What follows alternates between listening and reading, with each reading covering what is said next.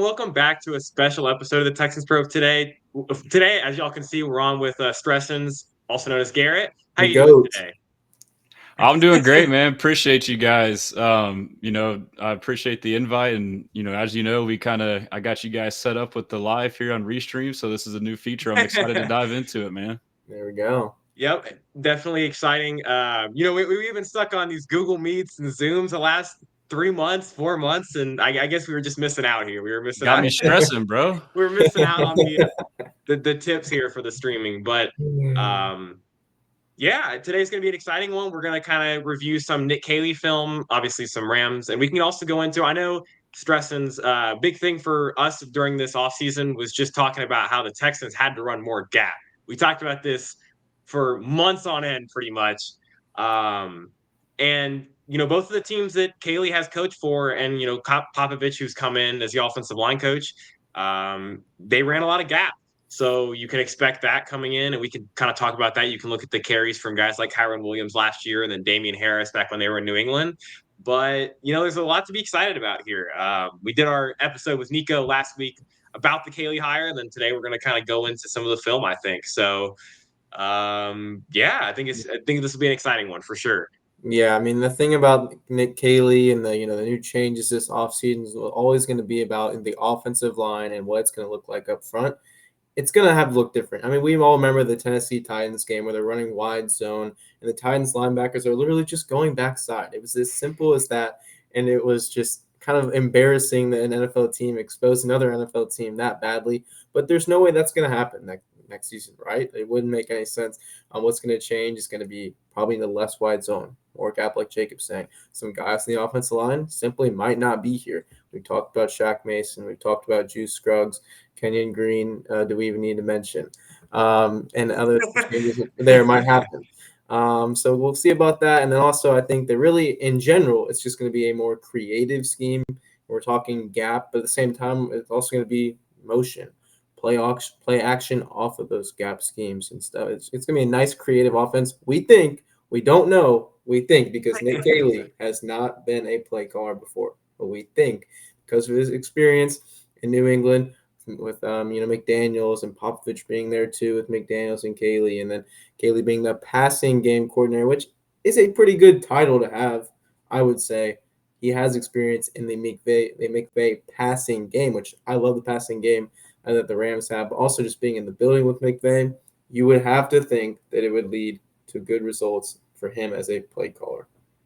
Yeah, and I got a couple things too before we dive in. Like, I'll admit, like my big two criteria going into like the OC search hire was, I think it was a bit of overreaction to Bobby Slowick. It was experience and going with the Shanahan scheme. So I will say that I don't feel nearly as bad as I do now about those. I think that the simplest thing for me is, do you trust in Nick Caserio and D'Amico Ryans to address those concerns? And I do. I don't think that they would have hired Nick Caley if those two things would have still been question marks for him. And to y'all's credit, like I know we had some dialogue, surface level. I didn't really dive deep into it. I felt like it was going to be something similar to the Shanahan scheme, and it scared me. But, the more I talked with y'all and the more I dug in myself, I did realize that the McVay, variation of the scheme, if that is what we get with Caley, is in fact different. Like the fact that y'all mentioned motion, not only motion, but motion at the snap. I think they motioned like 80+% when we were around 60%. Yeah. 11 personnel is another thing too. I thought that we ran a lot of 11 personnel, which is around 60 and again around 80% for Nick Caley's offense. So, they basically spread the field, which is what I wanted with 11 personnel to run the ball. And then the biggest thing for me that Caley has shown, at least McVay has shown, his descendants, Kevin O'Connell in Minnesota, Zach Robinson in Atlanta, is their ability to adapt to their personnel, which is what y'all are alluding to with the gap run. That was my biggest thing with Slowick. I felt that's the reason why he got fired, is he had this Shanahan scheme, and it fit a certain type of personnel, the personnel we did not have, and he was too rigid to be able to adjust. So that's kind of my thoughts on it. I'm excited to dive in. I know, Jacob, we've talked about, I got the book right here. This is the Bobby Peters. I forget where mine is, but Jacob's mom is very happy that today, Jacob is reading. reading. My backpack. Here, I can. Yeah.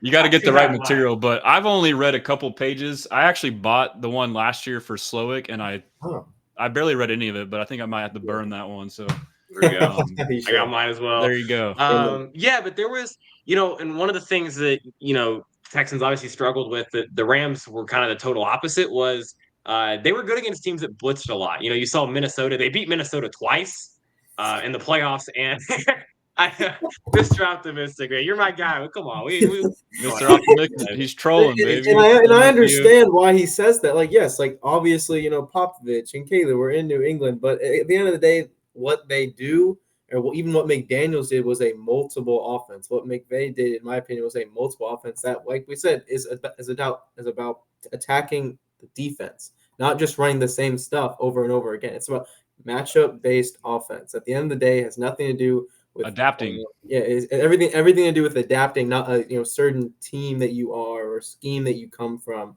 And this is completely different from just being I hate to hate on Slowick, but again, like it's so much more than just coming from working under Kyle Shanahan for a couple of years. Yeah, and I think Absolutely. too, the argument to say that it will be more like the Rams and it will be the Patriots is the most recent examples. LaFleur, KOC, Zach Robinson, you watch what they did when they went somewhere, it was where they were last. And it's really for almost any OC. Typically, when they go to a new team, they run what they most recently ran, most similar to that. So, I mean, that's the argument. We don't know, but yes, we could get into some. Hopefully, we'll do mostly Rams film today and then do another one with some Patriots stuff as well. For sure, yeah. I gotta find a way to get like 2021 Patriots film, because NFL Pro only goes to 2022. I was trying to find it, but I did watch some Raiders because Josh McDaniels was there. But I think you can also throw out the fact that I think people kind of have this idea about Patriots, offensive guys. They've had good coordinators. They just have not had good head coaches. Like Josh McDaniels is a very good offensive coordinator, and Bill O'Brien was a good offensive coordinator. They've had coordinators that were good. They just, like, McDaniels has never worked out as a head coach, but he keeps going back to New England because every time he goes to New England, they have a successful offense. 2021, they were top 10 in almost every statistic with Mac Jones at quarterback, and they had Damian Harris as their top running back and Jacoby Myers as their receiver one. That offense was not talented, but they exceeded expectations. Right. And I think Mac Jones played in the Pro Bowl that season. Yeah, all because they maximized their personnel and attacked the defense with the weaknesses that the defense has. I mean, that's complementary football. Yeah. And I have one more point too that I thought of, and it's kind of off the beaten path, but like a big concern with hiring a defensive-minded head coach in DeMeco Ryans is having to find that OC and constantly replace them. Absolutely. But you look at the Patriots, that's what Bill Belichick did and made a dynasty out of it. So it is possible to find replenish OCs over the years. So yeah, and that was one thing that Drew, we talked about last episode with Nico, was the idea that you're able to keep Gerard Johnson, who has worked with KOC before, in a similar scheme. That's simple. And, he can learn even more. And I think Gerard Johnson's a very good coach. I think there was better coordinator options in this cycle. And we talked about this. I don't think he was the best choice, but I think he's a very smart coach. And I think he's going to be a coordinator and probably a head coach at some point in the NFL. Yeah. So to keep him in the building for if Caley does leave. And we also talked about the fact that Nick Caley's not necessarily a guy that's going to take the first job that's offered to him. Even in this coordinator cycle, he turned down 2 jobs, and he turned down a Patriots job that would have made him the highest paid coordinator in the NFL. Very good. He's not going to just go because they offer him a lot of money. He's going to want to go for a good job, which is smart. You like hearing that from a guy, very smart human being, at least. Yeah. But he's not going to go to a place like Jacksonville. He's not going to go to a place like one of these teams. That's what Ben Johnson did too, right? I mean, he held out for 2 or 3 years, wait for the right. Absolutely. Oh, yeah. And that's another point that I think we talked about last episode, where you wanted to look at tight ends coaches around the NFL. They ain't doing too bad. There's a lot of good tight ends coaches around the NFL. And I remember hearing Nick Caley's name probably since 2022. He's been around. He is a very individual. The people were talking about in future, and like in articles about future head coaches, I even saw his name in there from pretty well-known writers. So this is a guy. Yeah, and with Beltway's point, that is partly true, but I think it's also kind of ignorant to ignore the year that they had with Mac Jones. And the Yeah, year we're that they talking had about the with Mac Cam Newton. Jones. It's even in the year with Simple Cam as Newton, that. if you want to talk about Cole Popovich was the co-offensive line coach that season, they had a top 5 run game. They've been able to run the ball very efficiently, and Cam was just not very good. And then they get Mac Jones. They won 10 games, or 10 or 11, I think, with the top 10 offense. So these guys have been good coordinators. Like I said, Bill O'Brien was a good offensive coordinator. That's why he's still coaching in college now, and Boston College was improved last year. Everywhere he goes, a lot of these teams get better. You know, people were dogging on about the Jalen Milroe thing, where he's not a quarterback. He may not be wrong about that if Jalen Milroe. So you may not have been wrong about that statement. And yeah, Mr. Optimist, this is a Pretty good much, point. yeah. I mean, there was a lot of guys that just weren't utilized correctly.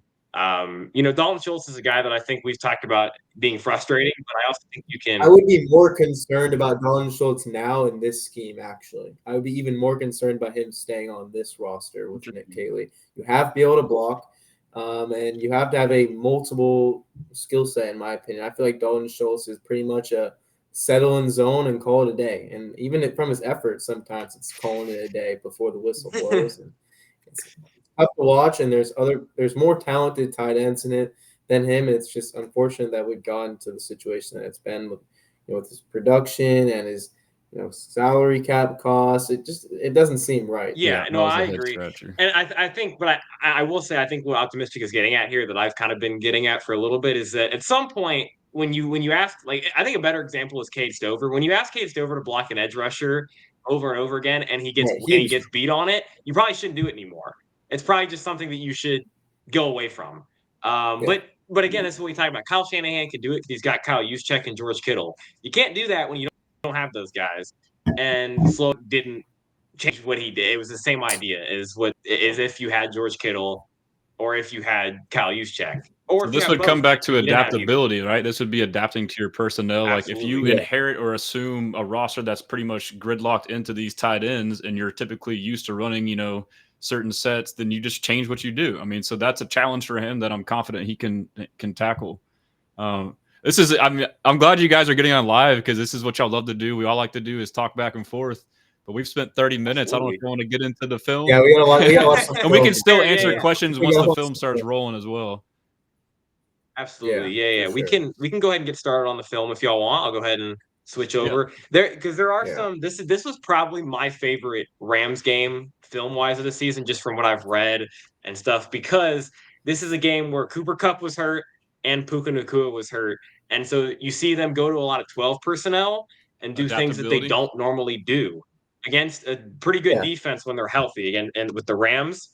And it was really impressive what they did, because they're not a team that runs a lot of 12 personnel. And to counter that, like, unfortunately, you might see Slow say, "Oh, Nico's out, Tank's out. I'm gonna roll out Jared Wayne, Mechie, and Hutchinson," when you don't need to be doing that, and that's not going to really do much. We could have ran two back sets. If you have two decent running backs, that's a way to, that's a good point. Yeah. Yeah, I mean, and Dameon Pierce was a guy that I know, Drew, you love Dameon Pierce. I've grown on Dameon Pierce the last. And I'll admit that he's not a zone runner. Not. Like, I'm not going to sit here and tell you that Dameon Pierce is has excellent vision and patience. Like, he did get better at that. He actually had a really good game running wide zone in week 18.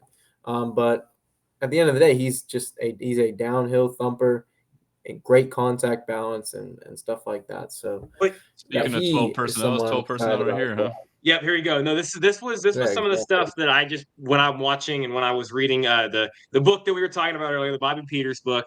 This is some stuff that you can stand here. I'll go to the other angle. It might be easier to kind of see what's going on. And just so you guys know, we got 465 live viewers. Appreciate you guys tuning in. Thank you. Thank y'all for tuning in. If y'all got any questions or just want to add anything, go ahead and put in the comments. We'll acknowledge. We'll talk about it. But so here's a good example of kind of what they want to do in the run game. It's a lot of duo, 12 personnel. They mostly run out of 11, but in this game you're without a lot of receivers, so you go 12.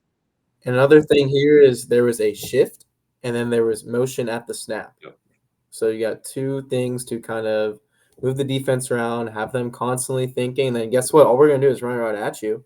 That's that motion simple. Moves the backers out of their alignments too, right? It kind of changes their gaps. Exactly. Yep. Yeah, it's constantly making those linebackers second guess. It's going to slow down their timing. Even Fred Warner, one of the best linebackers in the NFL's timing is all screwed up because of a little bit of motion. He can't trigger. He can't really shoot any gaps. He's waiting, looking for the where to go.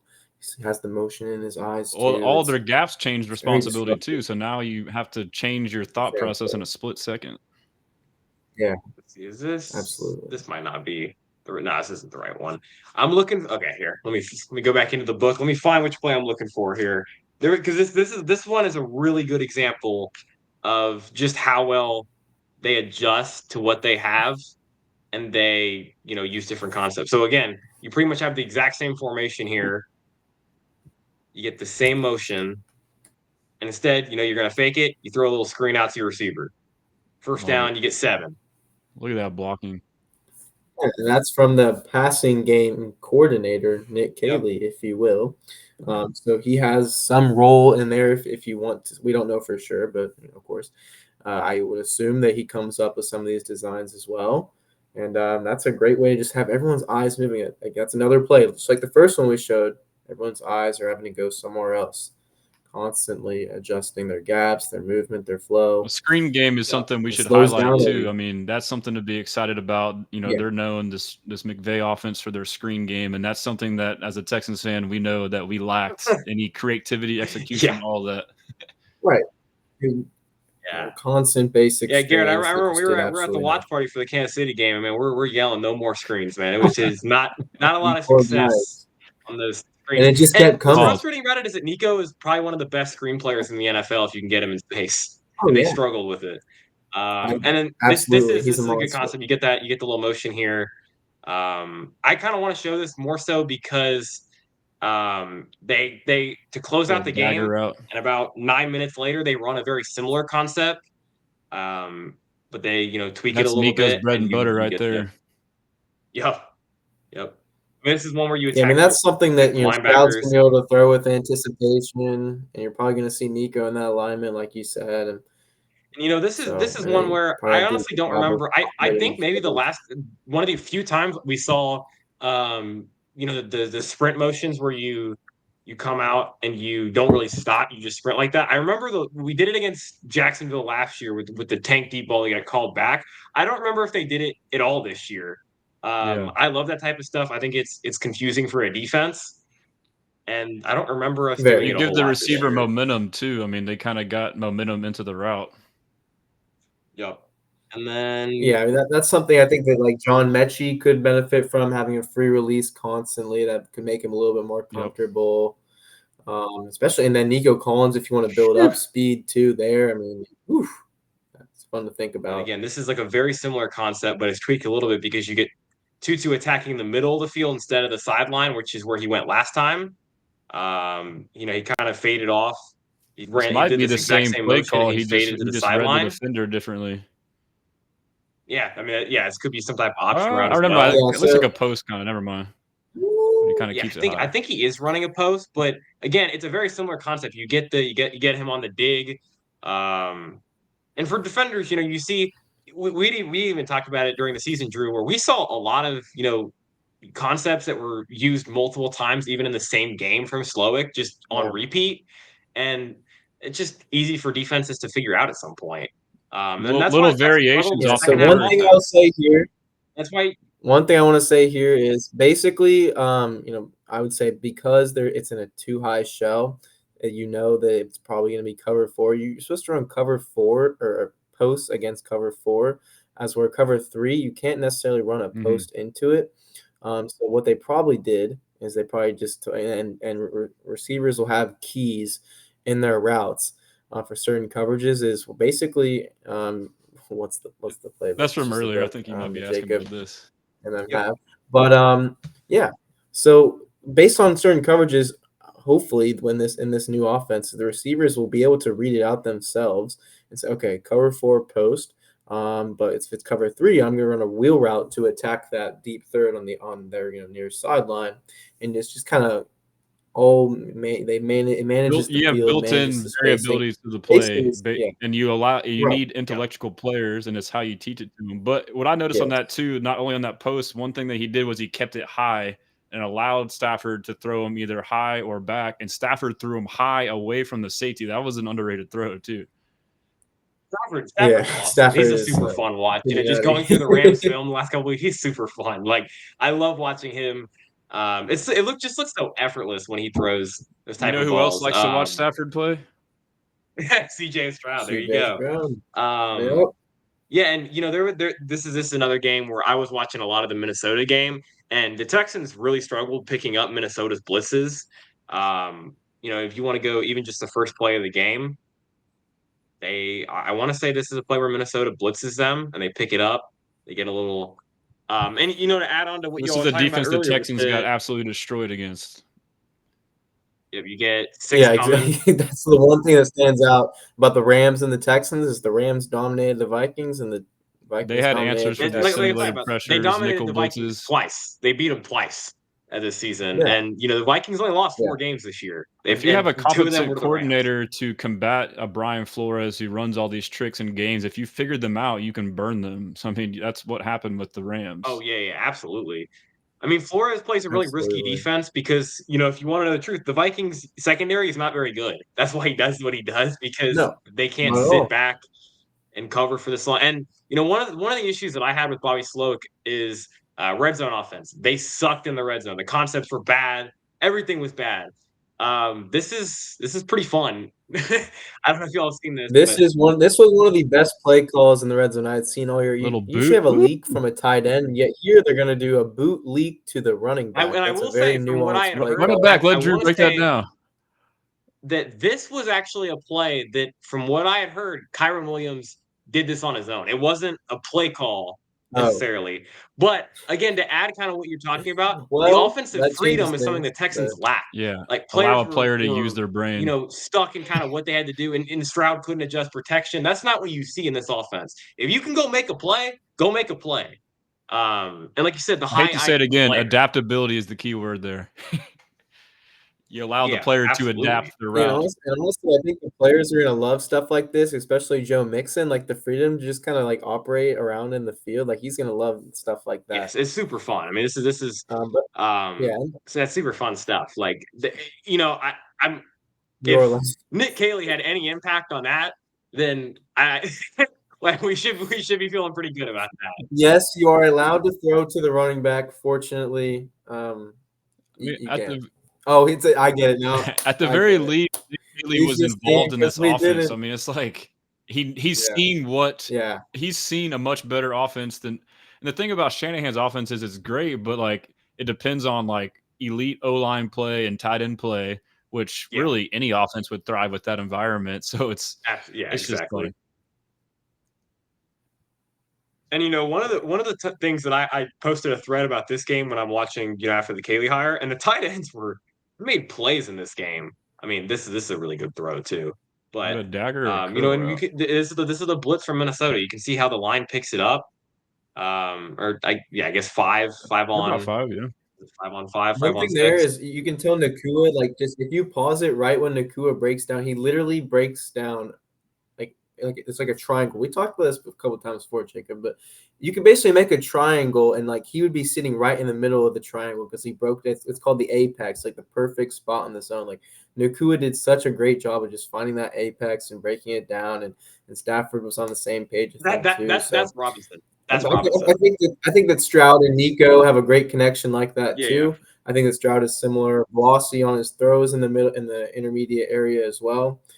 So I think some people can hate on curl routes and the Hank concept, but I think if you have smart, intelligent players and if you have a good quarterback that can throw with anticipation and velocity, stuff like this, you're going to see a lot more for of. sure. And Hey, look at what he had underneath that too. is Demarcus Robinson. Look at the And then, miss you also concept, have the bro. underneath routes. You're going to have a delay route from the tight end. You're going to have a chip from Nakua. You're going to have an outlet from the running back. Those are 3 extra options that sometimes the Texans didn't have with Nope. Bobby Slowick. So that looks good to me. Absolutely. And if you want to go off of, I did check because I was curious about where the tight ends for Caley graded out in this game. The highest graded Ram in this game was Tyler Higbee. So Caley's tight ends, we're not doing too shabby here. Higbee's underrated. There you go. Yeah, he could be at a down year, but I at the think he same was hurt time, for a like lot of the year, unless I'm he's still a wrong. great player. Yeah, he also he's But also a this is great stuff player. where So this is stuff that Brevin boys Jordan like can kind of thrive on. It's pretty much what similar concept to what happened for the touchdown. You kind of just get this Y'all little see that release with yeah, I mean, Puka? it's literally just flat. a You delay motion I did route. you not. And motion Let's see. Puka it's into the man box like miss. in the H slot, and then he releases through the C gap. That's one thing. I don't know if he's in Oh the C gap or not. because I actually gotta find an example of it. I think there is one, but the reason that they do that They is also run because insert these duo, if slots you've seen. Yeah, for the Rams will come in here and block nickels. They will insert them in yeah, the middle of a formation and have them go block a nickel. It looks like Um, there he had the freedom to release to the left or to the right of the yeah, tackle, and he yeah, just I think so it's some sort basically of kind of again to option. Drew's point earlier, you motion a guy to get the guy a free release. I mean, it helps get guys get off the line of scrimmage. yeah. But yeah, when you get a chance Yeah, let me too, see that's if the I one can thing that I'm really find intrigued about this an offense is example. we didn't see it where they motion them in like on a jet motion, but then they kind of settle and they release to that C gap where they block backers too, not just nickels, and then Yeah, Yeah, they will they'll block. insert them in the C gap, and they might go block them, and then the next time they're going to come in, they're going to run play action, and they're going to run a corner route. They're going to run a flood sail concept with your receivers inserting through the C gap. They'll it's literally on insert the their cover of the running Bob backs Peters to the book. C gap. Yeah, it's right. Yeah, literally right there. Yeah. Yeah, So here, this is a good example creative of what stuff. I'm trying to find the play. There it is. This is a good example of the insert that they will use um for receivers. And this is why kind of Jack Beck's been getting talked about. Um, having these guys that so here comes Puka. Boom, he's gonna insert. He's played, Yes. there you go. He's on a linebacker. Um, Yeah, and they don't even really go his way, it kind of goes the other way, but it's just the idea of right. having these receivers that are very physical and They're are really just protecting, like, for example, like a lot of times when a guy chases down someone backside, well, they're just protecting the backside because there's really athletic linebackers and ends, even though I'm scouting right now at the college level, that are just absolutely monsters when they're unblocked and trying to play the run. They will get you. They will simply chase you down, and so that just completely protects your backside, and you have the freedom to follow your blockers and let So gaps it may not develop even and be kind of like see what necessarily happens. blocking the guy, but at least getting a hand on or affecting the guy to hesitate. Like you're not Yeah. asking them just to maul this guy to make the play work, right? No. No. yeah. Yeah, just kind of get hands on him and disrupt his That's timing. good to hear Yeah, so because here's like I discovered this and it kind of John Crumpler when I had him on my show kind of brought this up as a point to we're trying to figure out which receiver we're going to get for our slot. You see someone like Puka. I mean, I think he plays their X, but like he is motioning inside the box a lot. You're like it kind of changes like what you're Yeah. thinking now, the type of receiver. But and like to your point, Drew, like maybe they're not this big mauler. Maybe Stephon Diggs can do this role that we're looking at right now. Yeah, just really someone who's a fluid mover and someone that can just kind of be coachable and do the little things. I think Stephon Diggs at his age would probably be okay with doing stuff like that. But at the same time, I mean, you might see like just Hutchinson go in there and get a little contact. It's a bigger body guy like Hutchinson has the size to do it. Nico might want to do that stuff too to be in that Nakua role. So we'll That see. It could can really be. yeah, depend. That's the and this exciting is thing is another like now example. Hutchinson could be revitalized. Like guys that we were Yeah, like low on could all of a yeah, sudden be better in this scheme. Yeah, and I think John Mechie, he's not necessarily a bigger guy, but he is, he has the quickness, and we've seen him have pretty good. He's pretty good blocker, for a receiver. So yeah. We've seen the clip again, him blocking T.J. Watt or whatever it yep, was back in the day. Like he's done it before. I mean, yeah, and then Jack Beck could be a great option, because his size, he's a tough player, good blocker, does the little things, and just kind of see yep. what And then this is happens another there. example. So you get, I think that's Cooper Cup, if I'm not wrong, but he kind of inserts. It is, Yes. and he inserts. He gets the nickel. It's just kind of a seal. Again, they're not really running him play side, but you just seal block him. Don't, like you said, don't leave him unblocked. Yeah, you don't want to. You want to make sure that 21 cannot swoop in there and just kind of grab at the ankles and get it to maybe even the tackle flex. Jalen Petrie might shoot in a gap like that and make a big play, but they're not going to let 21 do that. Absolutely, and I know Philly. Philly was a team, yesterday that just absolutely game wrecked. Uh, and this team played Philly in the playoffs, in a Yep. really bad weather game. Not exactly the And they situation you want had a chance to offensively. win with like the last play of the game, dude. Yep. Right. And they matched up well, Without a doubt. because I will say I don't think this team is the most talented team. The Rams. When you watch them, I think they got a really good quarterback. I think they got some good receivers. Their line is really young. They're a very young football team as a whole. But they do a lot of things well coaching wise. McVay. And there you go. There it There's is. the same insert with Woo! Nakua. No way he went up and got that. Oh, this is in the playoff game. Demarcus Robinson's I don't making think some we should plays, man. There necessarily you go. draft a tight Free agent end. target for the Texans, possibly. Yeah. He could have hit There Puka you go. too. He had his pick of the. Yeah, Puka, Absolutely. you get the Probably should insert have up the hit C there, gap. but, That's D-Rob, Puka right, is on the open. post. Yep. yeah. High point the ball. That's awesome. In the snow. No, I know people have talked about him as a potential free agent target, and I think you're seeing why when you watch some of this film, because he's making some I would plays. guess at least one person familiar with the system has to come across just from someone that he can trust, and then also help other guys learn the playbook. I mean, for all we know, it could be a backup offensive lineman, just someone to help with the continuity. Imagine Joe Mixon or look at Pierce the in this block downhill from running right here. tight end. I mean, he's got Jordan Davis, and he just seals him completely. Didn't get touched till like 8-9 yards on the field. What's going on? No, it's beautiful. Yeah, look at that. And this is actually a good example of what a lot of teams do now, and why the Texans do it too, where a lot of times the DTs get upfield a little bit too fast. That's a wham right there. The tight ends with the wham block on the nose tackle. And that's a play that when we finally freaking ran these plays, Dameon Pierce thrived in this. I think his big play against the Patriots was a wham. This is something that has killed us on our defense with our D-line. It's a good way to counter like an aggressive D-line who gets too far upfield. It's almost like a screen. Yeah, and a lot of the lines do play like this. Like I said, the Texans are one of them that absolutely play like this. When you watch, the defensive tackles, what's funny is they grade out so poorly every week because they do this stuff. They are upfield as quick as possible. But that's they're their not job. really looking to fill gaps. They're looking to just shoot in the backfield. Yeah, I mean, for me, it's the timing. People make jokes about, I don't know if the Texans could pull this play off. Man, that's a fair statement to make because everything just looks so crisp and clean. But I trust that with coaching, really, they're NFL players. They're going to be able to go out there and perform. So I don't think it's more, wow, that's coaching awesome. That Higbee on a little curl or a hitch route motion. Oh yeah, a little whip or return. Yeah. It wasn't even a very convincing route either. Yeah. It was more just kind of like using the body. And maybe that is something that Dalton Schultz could do.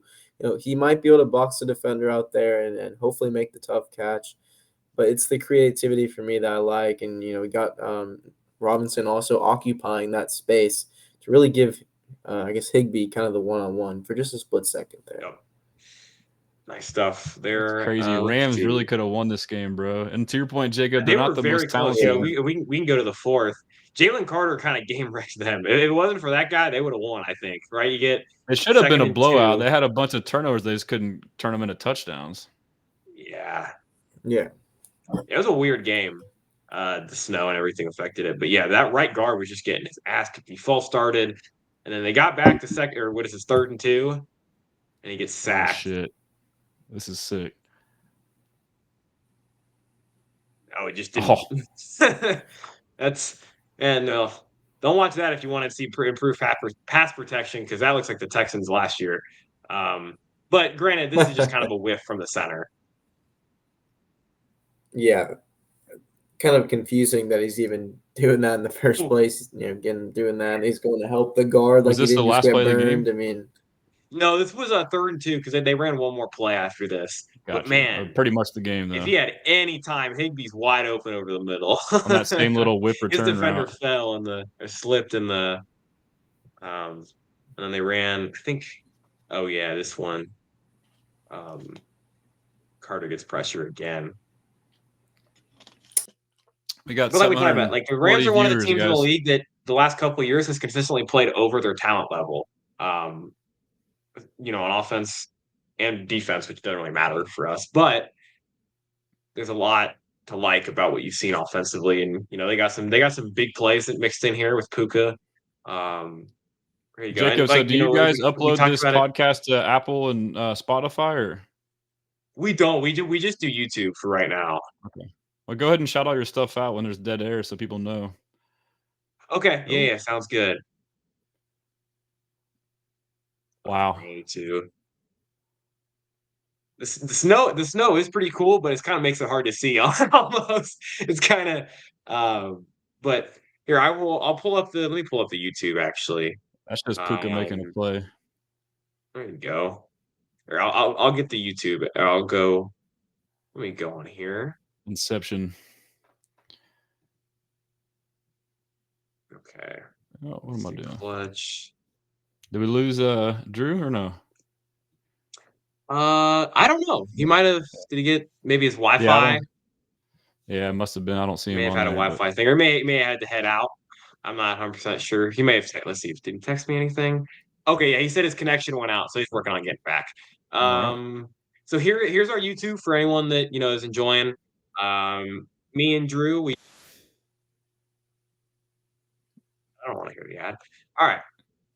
Our YouTube. We come on here.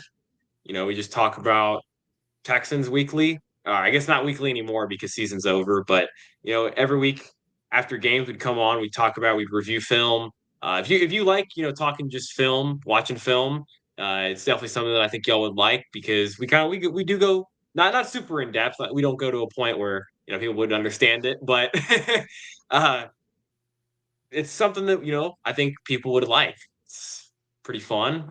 We enjoy doing it. We just kind of talk for an hour and a half. Not a whole lot of editing. Just kind of straight talking football. Do you want to go through some comments while we wait for Drew to get back? Maybe. Yeah, and there's not too much that we haven't addressed. I mean, I'll just shout out Yep. Mr. Optimistic, Kai Sanat, Yep. not the original Kai Sanat, but Kai Sanat on Twitter. Who else has commented that I can give a shout out to? Let's see. That might be. Shout out Darian Miller. Shout out Yep. Creflo Dollars. Shout out Brandon Hallman or Halam. I don't even know how to pronounce your last name, but I see you on all the videos. Appreciate you, Brandon. But yeah, if y'all got any questions while we're kind of running through this, just let us know. Shout out Beltway Boys. I think someone earlier kind of asked thoughts on the first round, draft. I don't know where you're at on that, Okay. Jacob. Yeah, that's an interesting one. What do you want to go ahead and start with this? What are you thinking for first round?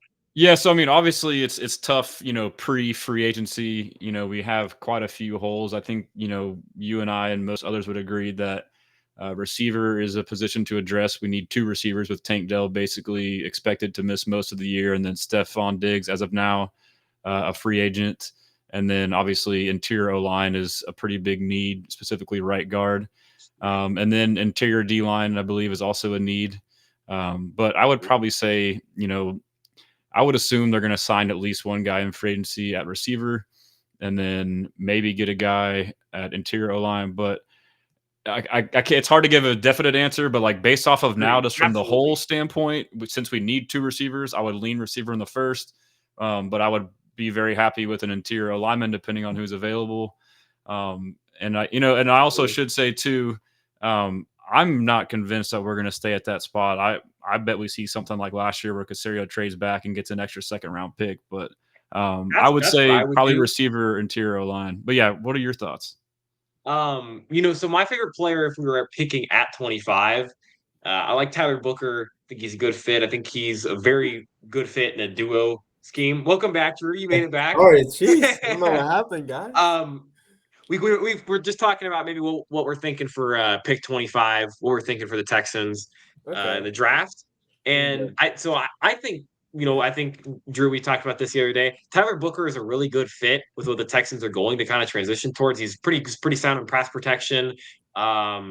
He's able to, he's a very physical downhill lineman. He's not super quick compared to some of these other linemen. Zabel's more of the mobile, athletic, and a get out in space. Booker straight up, with the duo and stuff like that. He's very physical at the point of attacking. The Texans kind of need that.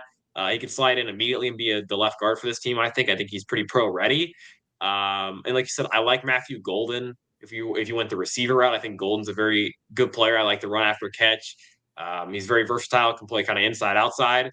But I'm on the side. I think trading back is probably the best option as of right now. If you could trade back into maybe kind of the late 30s, early 40s, kind of similar to where the Texans were last year, because I like a lot of these guys day two.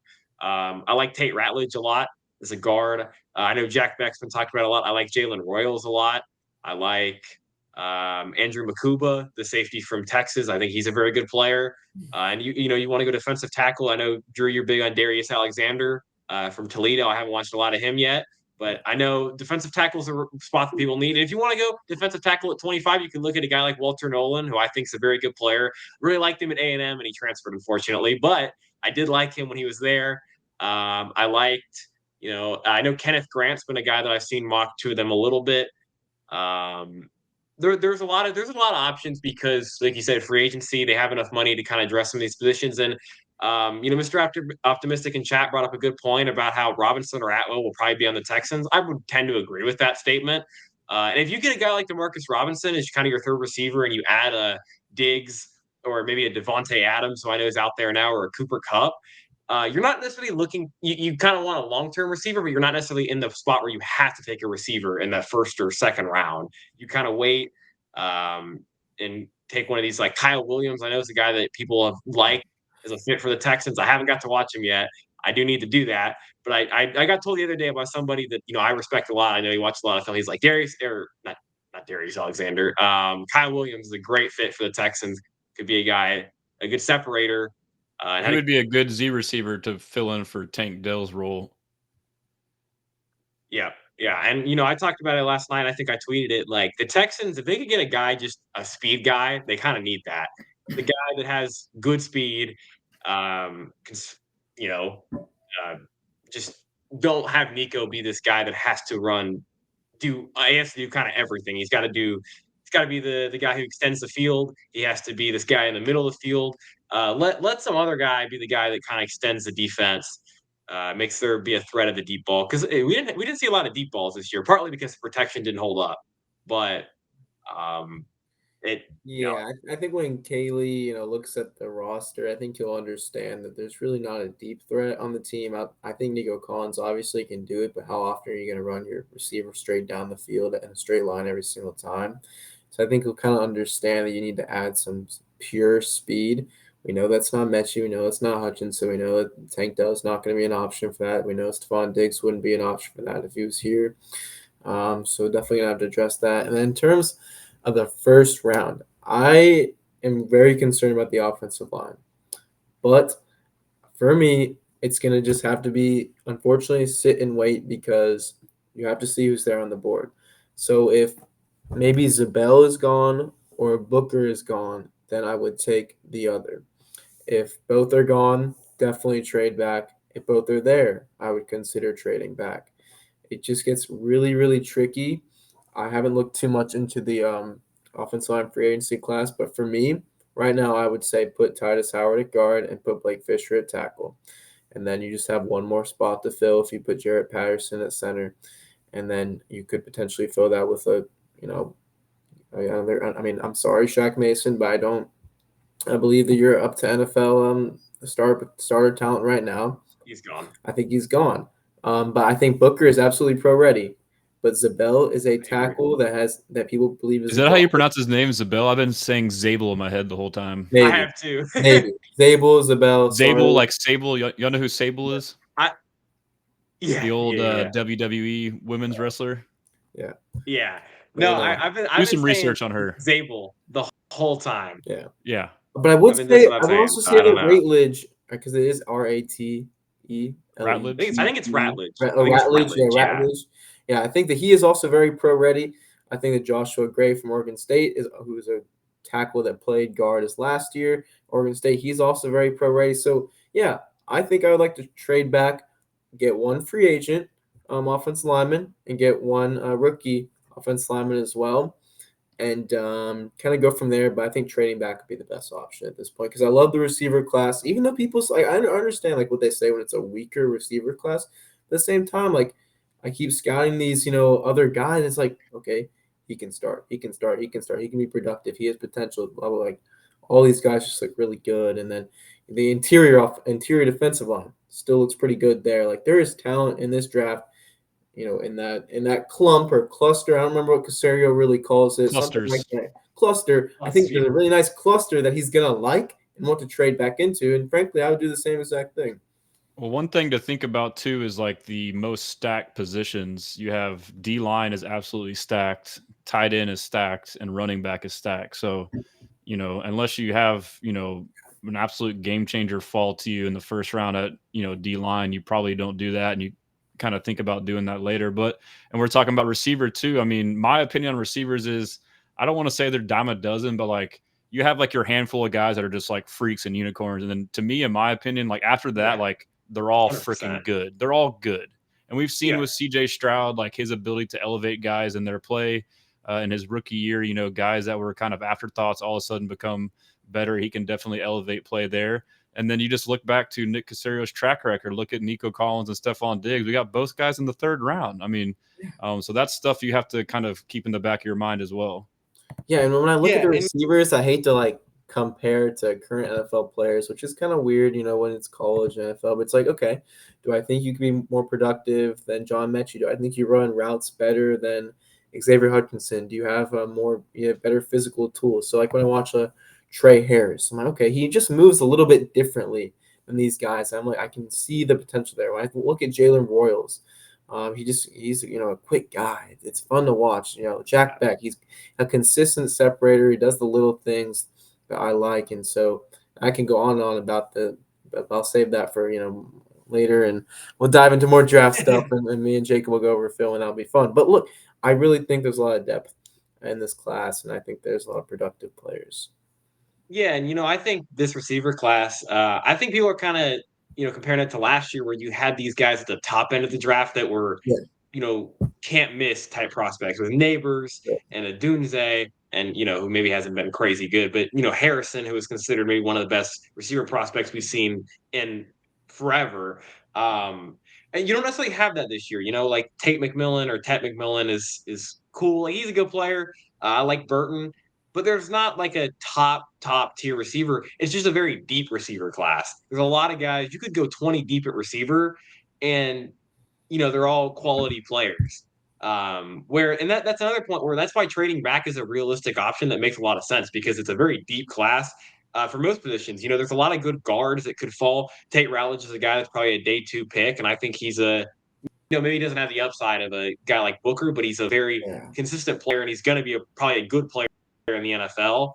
And yeah, there's just a lot of depth, and there's a lot of depth at the D line, like Garrett talked about.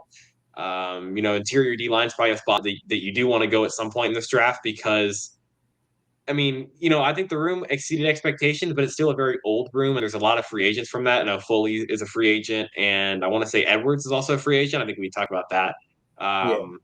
But you're going to have to at some point get younger in that room, and it was probably a good time to do it because there's a lot of options in this draft. Another thing to keep in mind too is like some of my thought process is I talked about how Caserio can get good receivers late. I mean, look at D'Amico Ryans on the defensive side of the ball, like what he's been able to do with Dre Greenlaw, Fred Warner, Henry Toa, like the list goes on. Guys, third, fifth, sixth round.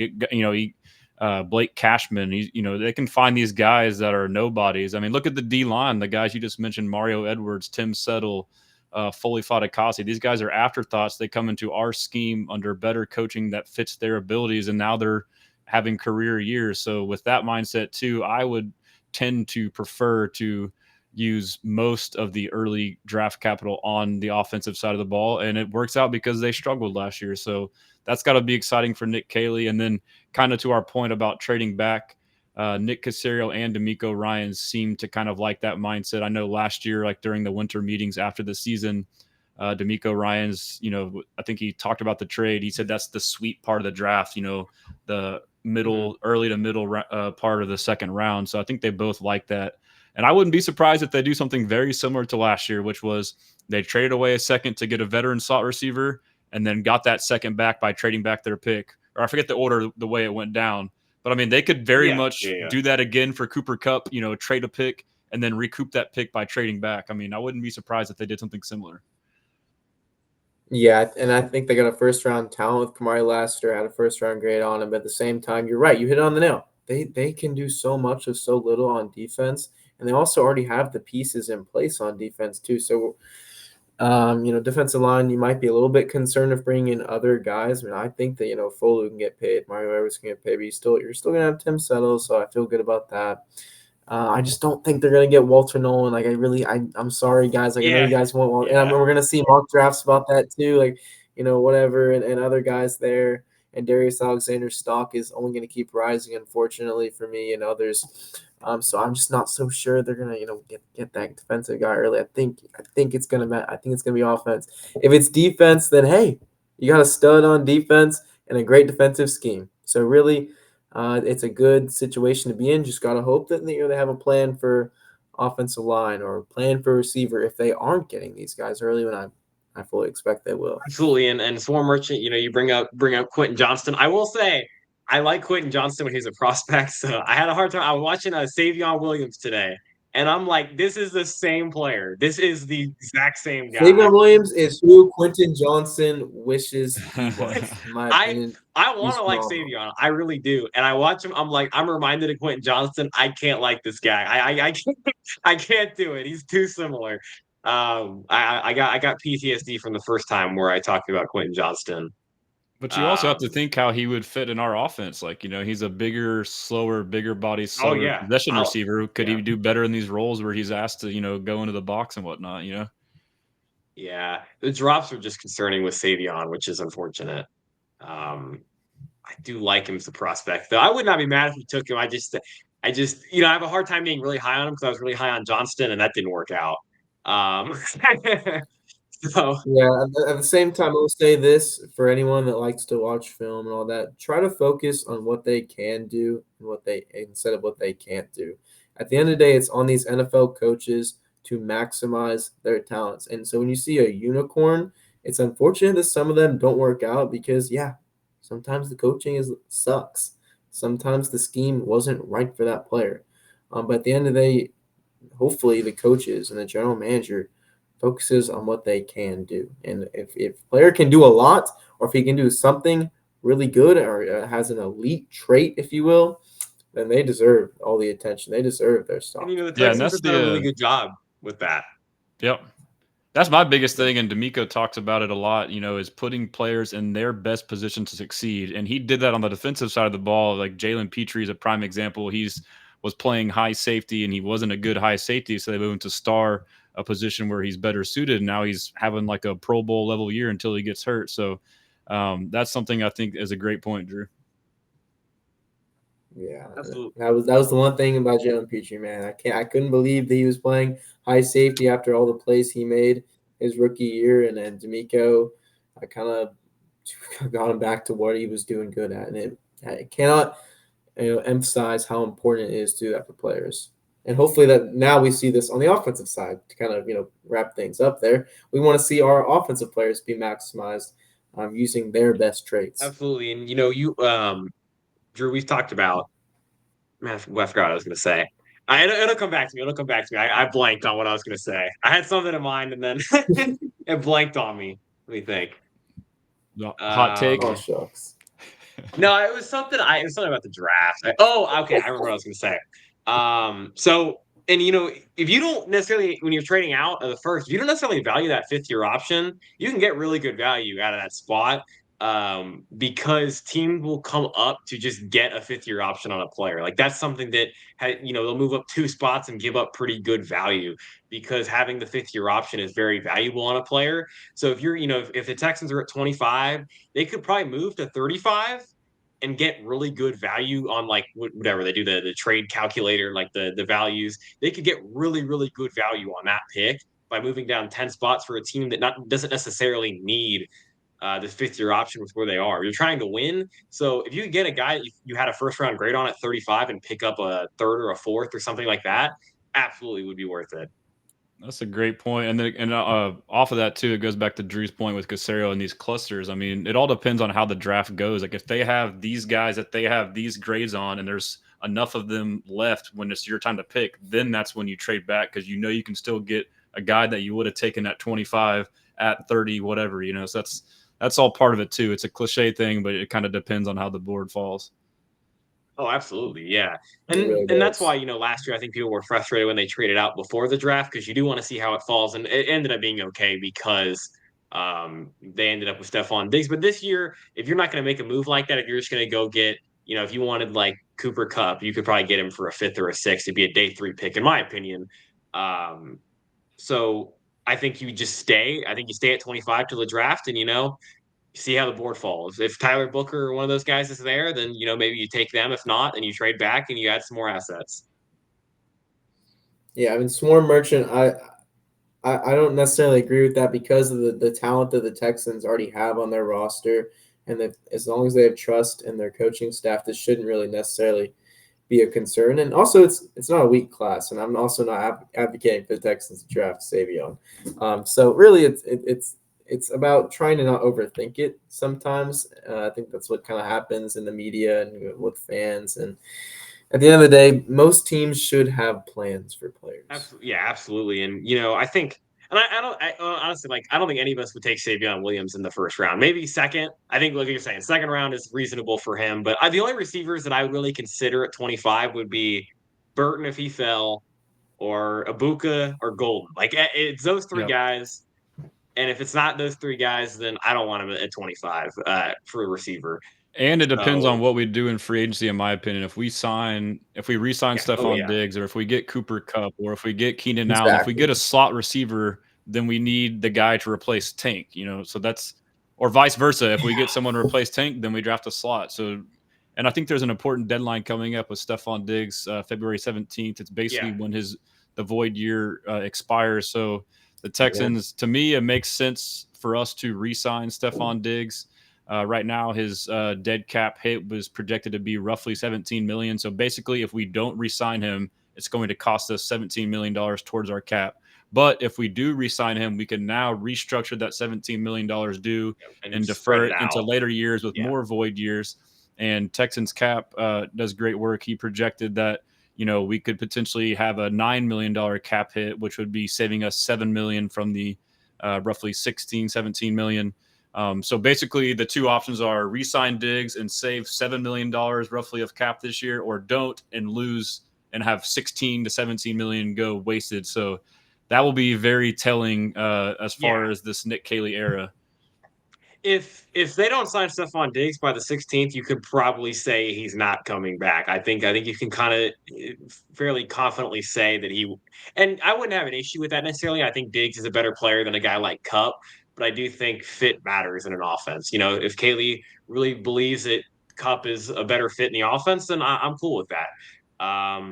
But I would personally, I think there was a comment really early on about it. I personally would bring back Stephon Diggs. 1-2 year deal, maybe worth kind of 12 a year in that range. That's kind of what I would target for him. I think that's fair money, and I think he was a very productive player last year for the Texans before his injury. Drew, I know you got to head out here in a second. So, and I know Stressans, you got to head out here in a second as well. So, I had a fun time. We appreciate all y'all for tuning in on the live, and then if y'all are going to see this on YouTube, we appreciate y'all for watching, of course. Plenty of offseason stuff to be excited about with free agency and the draft coming soon. I think free agency is legit a month away today. I saw a tweet, I think. So obviously we're going to kind of get into that as we get closer. Maybe kind of talk about some free agent targets for the Texans. I have some in mind, but I know Drew, you haven't really looked at the free agency class yet, so we'll get caught up on that. I know I'm a little draft nerd right now. I'm nerding out, scouting prospects every day, but I will look. I Well, it promise works I out. I'm will. more. I'm more know about free. I know more about free agency than you got the draft, so it ends up working out for us. There we go. But we appreciate y'all for tuning in. Hopefully, we're gonna kind of do some more of these live. This is pretty fun. Thank you, Stressans, for showing Yeah. us about this because we had Yes. we had Thank you no so idea much. about We really this. appreciate it. Yeah, But we man. I appreciate was y'all for surprised when tuning Yeah. you in. sent me a Google Meets link. I was like, bro, you got to go live, man. We got 922 people watching right Oh, now. I mean, that's funny. Yeah, Yeah. it's awesome. So yeah, we'll definitely have to tune in. We'll definitely have to do some more of this. Stressons definitely have to get you back on at some point. We'll talk yeah, some more. Probably after free agency. We were talking about it today with the trade back stuff. We'll kind of have a better idea of what maybe the Texans want to do. So that could be fun for sure. And Yeah. we appreciate y'all for tuning in, and we will see y'all next time. see ya.